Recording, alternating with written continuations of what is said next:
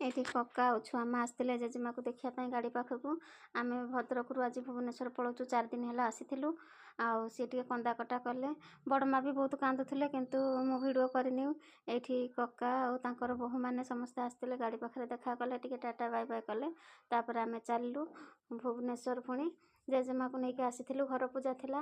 ଆଉ ବଡ଼ ମା ବି ବହୁତ କାନ୍ଦୁଥିଲେ, ଆଉ ଦୁଃଖ ଲାଗିଲା। ଏଠି ଟ୍ରକ୍ ସବୁ ଥୁଆ ହେଇଛି। ମୁଁ କହିଲି ବାପା, ଟ୍ରକ୍ ସବୁ କାହିଁ ଥୁଆ ହେଇଛି? ସବୁ ମାଲ୍ ଲୋଡ଼୍ ହେଇଛି, କୁଆଡ଼େ ଯିବ? ଧାମରା, ବାସୁଦେବପୁର। ଆଉ ଗାଁ ଲୋକମାନେ ସମସ୍ତେ ଚାଉଳ ବି ଲୋଡ଼୍ କରିକି ଥୋଇଛନ୍ତି, ଲାଇନ୍ କରିକି ରଖିଛନ୍ତି। ରାସ୍ତା କ୍ଲିୟର୍ ନାହିଁ ବୋଧେ। ତାପରେ ଆମେ ଏମିତି କଥାବାର୍ତ୍ତା ହେଇକିରି, ଆହୁରି 2 ଜଣ ଭଉଣୀ ଆସିଥିଲେ, ସେମାନଙ୍କୁ ଆମେ ବସେଇ ଦେଇଛୁ ବସ୍ରେ, କାହିଁକିନା କାର୍ରେ ଜାଗା ହେଲାନି। ସେମାନେ ସମସ୍ତେ ବସ୍ରେ ଯାଇଛନ୍ତି, 3 ଜଣ, ସାନ ଝିଅ ଭୂମି ଆଉ 2 ଭଉଣୀ।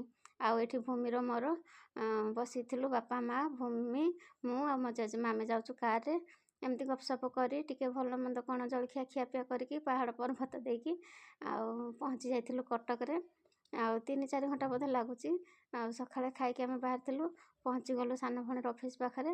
ତାକୁ ନେଇକି ତା ଶାଶୁ ଘରକୁ ଯିବାର ଥିଲା, କାହିଁକିନା ଗାଁରୁ ଆଣିଛୁ ଗାଉଁଲି ଜିନିଷ ଟିକେ କ'ଣ ତାଙ୍କ ଘରେ ଦେଇକି ବୁଲିକି ପଳେଇବା ପିଲାମାନଙ୍କୁ ଦେଖିକି। ତ ସେ ଗୁପଚୁପ୍ ଟିକେ ଖାଇଦେଲା ଭୂମି ସାଙ୍ଗରେ। ତାପରେ ଆମେ ତାକୁ ନେଇକି ଚାଲୁ ତା ଘରକୁ, ତା ଶାଶୁ ଘରକୁ।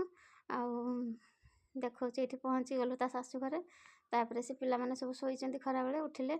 ଆଉ ଉଠେଇ ଦେଇକି ତାଙ୍କୁ ଟିକେ ବୁଲାବୁଲି କଲୁ, ଧୋଇଲୁ, ଟିକେ କାଖେଇଲୁ। ତାପରେ ତା ବାଡ଼ିଆଡ଼େ ଟିକେ ବୁଲିଲି। ତା ବାଡ଼ିରେ ପିତା ଶାଗ ହେଇଥିଲା, ପୁଦିନା ପତ୍ର ହେଇଥିଲା, ସେ ଉପୁଡ଼େଇକି ଟିକେ ଦେଲା। ଆଉ ଭିଡ଼ିଓଟି ଭଲ ଲାଗିଲେ ଲାଇକ୍ କରିବେ, କମେଣ୍ଟ କରିବେ। ଆଉ ସବୁ ନେଇକି ତାଙ୍କ ଘରେ ବୁଲିକି ତା ଶାଶୁ ଘରେ ତାକୁ ଛାଡ଼ିକି ଆମେ ଆସିଲୁ। ଆସିଲା ବେଳକୁ କ'ଣ ହେଲା ନା, ଆଉ ସନ୍ଧ୍ୟା ହେଇଗଲାଣି। ବସି ଆସିଲା ବେଳକୁ ଗାଡ଼ି ପଙ୍କଚର୍ ହେଇଗଲା। ତ ବାପା ଟାୟାର ଚେଞ୍ଜ କରିକି ପୁଣି ଆସିକି ଆମେ ଘରେ ଭୁବନେଶ୍ୱରରେ ଘରେ ପହଞ୍ଚିଲା ବେଳକୁ ରାତି ହେଇଯାଇଥିଲା। ଆଉ କ'ଣ ହେଲା, ଦେଖା ହବ ନୂଆ ଭିଡ଼ିଓରେ।